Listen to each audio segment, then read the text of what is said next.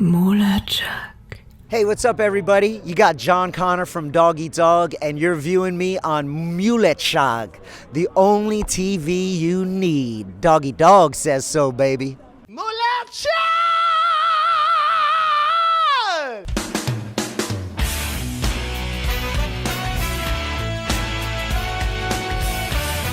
We have our moments for sure. We've had some pretty sick moments. Dave's the main guy who kind of collects the memorabilia. I'm more of a let it go guy, but I like to collect memories, and since we're in festival season and we're coming up on some anniversaries and stuff, I'm remembering when we played at the Donington Festival supporting Kiss, their first gig in makeup back again in Europe. Ozzy Osbourne, one of my heroes, was on the bill that night, and I got to meet Ozzy that night, and we got to perform on this great main stage with all these artists. So, you know, that's one of the highlights. Brandon, our drummer, got his ticket stub from, I think, a 1977 concert of Kiss signed by Peter Criss that day. So that's some nice rock and roll memorabilia. I got an autograph from my dad from Ozzy. Oh, there you go. So a couple of cool things from the Donington 96 festival.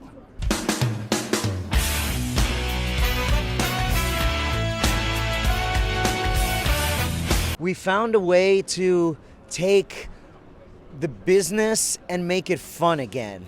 And over time, this making it fun made playing all these old songs so much fun, because you saw a room light up when Who's the King starts, or or No Fronts starts playing, and you just see these people connecting and behaving like they're kids, and that uplifts you, right? So for us, it's only recently in the last like 5-10 years that we started actually writing new songs again, and we had a appetite to make new music, but I think that also is important that we have something to say. And for a while, maybe we didn't. We just wanted to play the old stuff and have fun. And one of the things that I don't want to be lost was we weren't trying to sell anything. You know, we were just really having a good fucking time. And I think people connected to that. So now when we have new music and maybe we have something to sell to people, we're not doing it from a place of business and commerce. It comes from our heart. It comes from joy and gratitude, and I think that's a good place to operate from.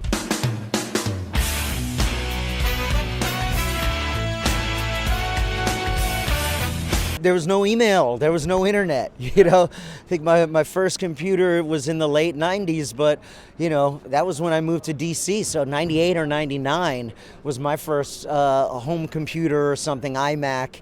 And yeah, of course, times and technology change way faster than we could ever imagine. I'm still very grateful, and I know the guys are, that we came up in an era where you still had this person-to-person contact, and pictures needed to be developed and not posted right away on social media and things like this. So we know what the past was like, but we also are excited by the future and the ability that it gets for us to connect with people around the world, and for us to have an international band where we have one foot in America, and we have band members and crew that are European based. So it's a fluid world, and we can't change it. So I'm not going to be the old guy who says, I like it better when, you know, we only had rocks to bang against our head. I love this world now. Of course, there are things that could be better, but there are things that are much better than they used to be. And I think one of the great things when you talk about music and technology, it gives a lot of people an opportunity to be heard and have a voice and create and to get their platform out. And I think that's always great. The more original music and the more energy put into music, the greater the music community will be. Do you see holograms as part of the future in rock and roll? I don't, but I don't always see the future so well. I'm pretty good at catching on to new music and ideas like hip hop and skateboarding. I was pretty early in on, but at the same time, I don't know. To me, I don't think I would get excited by a hologram. I know they did it with like Tupac, for instance, and Ronnie James Dio. Yeah.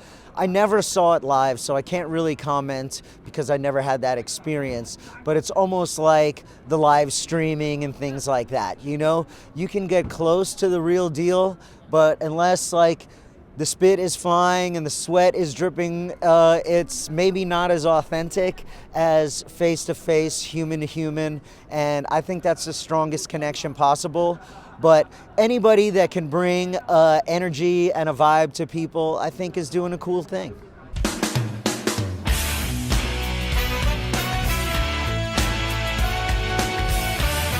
It feels amazing to be at a festival, especially one of this stature with all the international bands here.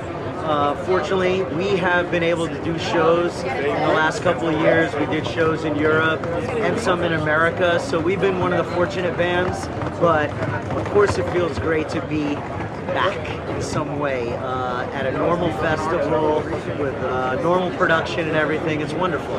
Yeah, over the years, of course, we played in Austria and all around Europe. I mean, Doggy Dog's been coming here since 1994 to Austria, so we have deep roots from the first time we came. We always love coming back here. Vienna, Graz, everywhere. Innsbruck is one of my favorite places to visit. Salzburg. So we have a nice history of coming to Austria, and we always love to come back.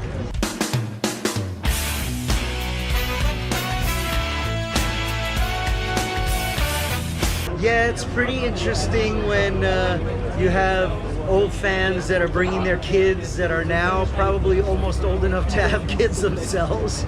So we're getting into, like you said, 32 years now. And when we started the band, we had no appetite or imagination to go this long. But many years ago, we kind of took our hands a little bit off the wheel and let the beast steer itself and go wherever it needs to. So we're grateful for the longevity and most of all the connection that we've had with the fans over the years.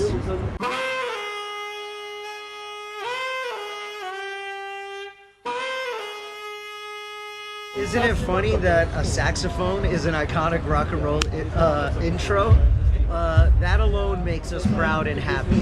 When we started the band, we had no boundaries and no barriers. That was one of my main things. If I was gonna join up with these guys and play, I wanted to go wherever, and I wanted them to go wherever. And a saxophone became part of it because we were influenced by groups like Fishbone and even the Red Hot Chili Peppers a little bit. And not that many people maybe talk or remember about a band called Urban Dance Squad, but they were a huge effect on me and the guys because we saw a band that was doing a lot of different things: electric guitar, blues, movie samples, rapping. So the doors were opened by some bands that paved the way, and we just took it and did our thing. And we're proud to say it had a lasting effect.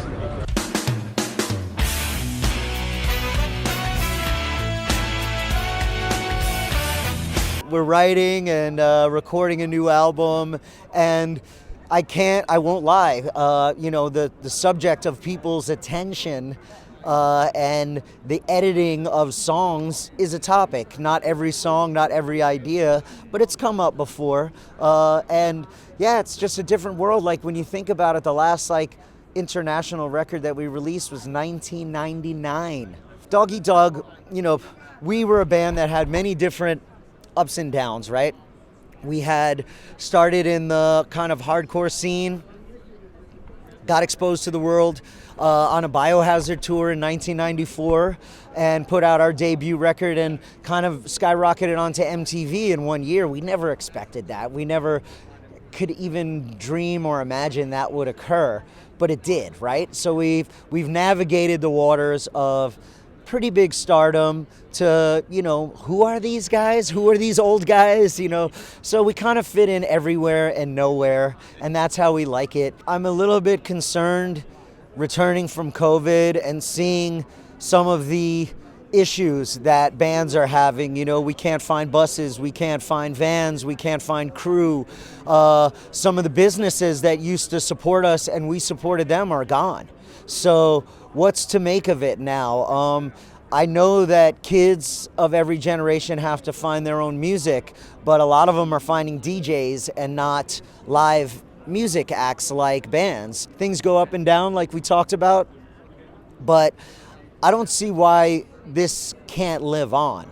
This is something that is very connection based, And the more people go into their phones and into virtual reality, I think the more valuable these experiences are gonna be. Like, hey, it might not be as big as it is today, but I still think it's special, and I still think that it's gonna be important even in 1,000 years.